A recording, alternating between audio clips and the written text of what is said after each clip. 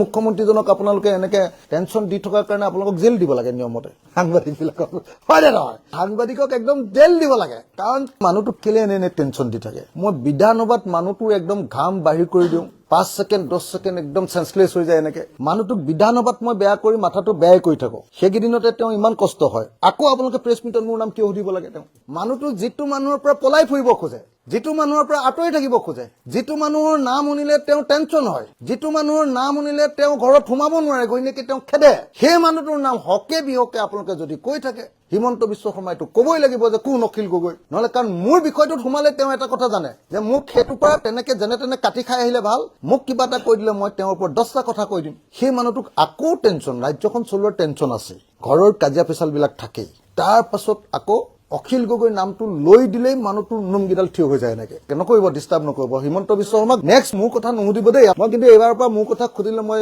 একদম হিমন্ত বিশ্বক ফোন কৰি মই কম যে যিজনে উঠছে আপুনি জেলত দি দিয়ক তাক মই দিগদাৰ কৰা নাই আপোনাক কিহে দিগদাৰ পাইছে এনেকে কম আপোনালোকে মোৰ নামটো কিয় মুখ্যমন্ত্ৰীৰ আগত কয় মানুহটো কেলে এনে টেনচন দি থাকে মই বিধানসভাত মানুহটোৰ একদম ঘাম বাহিৰ কৰি দিওঁ 5 সেকেন্ড 10 সেকেন্ড একদম সেন্সলেস হৈ যায় এনেকে মই এবাৰ বিধানসভাত যিকিটা দিছো দুইবাৰ এটা ভাষণত দুইবাৰ তেওঁ চক খাই এনেকে আপোনালোকে ভিডিঅটো অলপ ক্লোজ কৰি চাব বিধানসভাৰ প্ৰথমবাৰ তেওঁ 5 সেকেন্ড মান হৈছে তাৰ পিছত হিটু যেতিয়া বেয়া কথাটো আৰু কৈ দিলো আপোনাক এনেকে পিটিছিলে বুলি তেতিয়াতে 7 সেকেন্ড মান ৰৈ গৈছে মোটামুটি অৱস্থা মই বেয়া কৰি দিওঁ মানুহটোক বিধানসভাত মই বেয়া কৰি মাথাটো বেয়াই কৰি থাকো সেইকেইদিনতে তেওঁ ইমান কষ্ট হয় আকৌ আপোনালোকে প্ৰেছ মিটত মোৰ নাম কিয় সুধিব লাগে তেওঁ মুখ্যমন্ত্ৰীজনক আপোনালোকে এনেকে টেনচন দি থকাৰ কাৰণে আপোনালোকক জেল দিব লাগে নিয়মতে সাংবাদিকবিলাকক হয় নে নহয় সাংবাদিকক একদম জেল দিব লাগে কাৰণ কেলে মানুহটো যিটো মানুহৰ পৰা পলাই ফুৰিব খোজে যিটো মানুহৰ পৰা আঁতৰি থাকিব খোজে যিটো মানুহৰ নাম শুনিলে তেওঁ টেনচন হয় যিটো মানুহৰ নাম শুনিলে তেওঁ ঘৰত সোমাব নোৱাৰে গৈ নেকি তেওঁ খেদে সেই মানুহটোৰ নাম হকে বিহকে আপোনালোকে যদি কৈ থাকে